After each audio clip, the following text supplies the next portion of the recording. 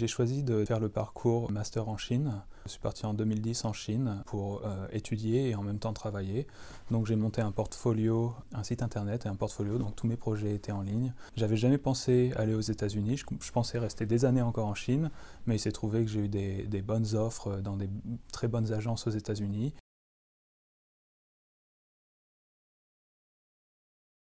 Alors j'ai découvert San Francisco, je ne connaissais pas du tout, c'est une ville très agréable à vivre, ensoleillée, et c'est au cœur de la Silicon Valley, donc c'est très centré sur la technologie.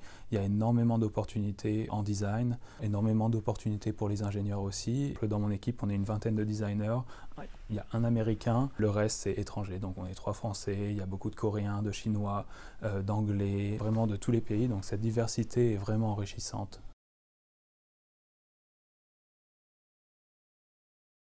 À Fuse Project, j'ai vraiment commencé tout petit dans l'entreprise. Yves Béard m'a donné vraiment des opportunités de grossir, de prendre des responsabilités sur les projets, de devenir un lead designer assez rapidement. Donc je pouvais à la fois leader des projets, guider le design des jeunes designers et aussi communiquer notre design aux clients et aux ingénieurs, aussi voyager en Chine, aux usines.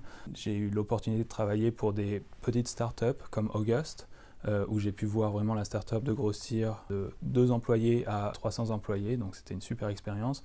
Mais j'ai aussi travaillé pour des grosses corporations comme Samsung, PayPal, des entreprises comme Jawbone aussi. J'ai designé plusieurs télés pour Samsung, dont la Frame TV, qui est une télé qui ne s'éteint jamais. Quand on regarde la télé, on presse le bouton Art Mode et la télé se transforme en tableau d'art.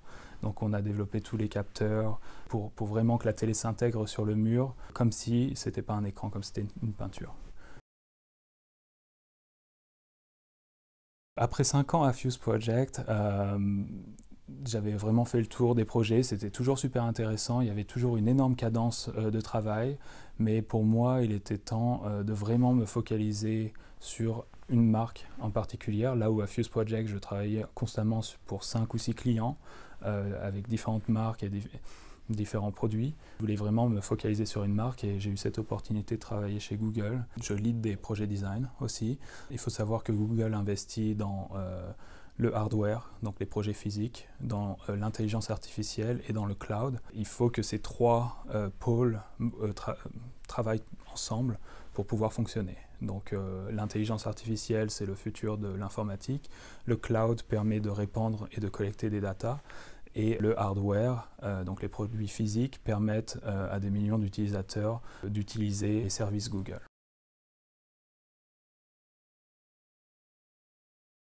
J'enseigne maintenant à CCA, California College of the Arts. Et j'ai été sans arrêt invité à donner des critiques aux étudiants et à aussi passer en revue leurs projets, donc être jury. Et au bout d'un moment, ils m'ont proposé un rôle de professeur. Ça fait maintenant 1 an et demi que j'enseigne à des designers étudiants. Je fais des suivis de projets avec eux. Et pour moi, c'est une super expérience parce que ça me permet vraiment de transmettre mon savoir-faire à des étudiants et en même temps, il y a une différence entre l'idée des projets sur lesquels je travaille et vraiment l'idée 15 étudiants avec 15 projets différents. Je pense que c'est une super expérience pour eux et pour moi aussi.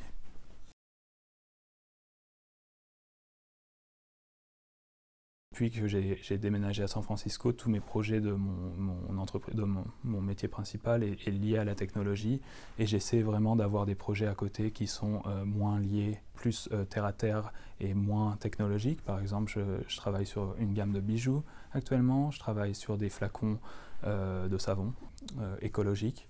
Je travaille aussi sur des panneaux solaires, donc j'essaie vraiment de varier des projets et d'avoir un impact aussi sur un impact social et environnemental. J'ai toujours eu un site internet qui a été vu par des potentiels clients et ils me contactent pour des projets. Quand je pense que le projet a un but intéressant, j'aide les clients et je pense que pour moi c'est d'avoir une liberté créative, de pouvoir aider des entreprises ou des startups à développer leurs projets. Il y a beaucoup de réflexions intellectuelles qui peuvent se passer n'importe où, qui peuvent se passer dans le bus le matin ou pendant le week-end et après il y a un temps d'exécution que je fais le plus rapidement possible aussi.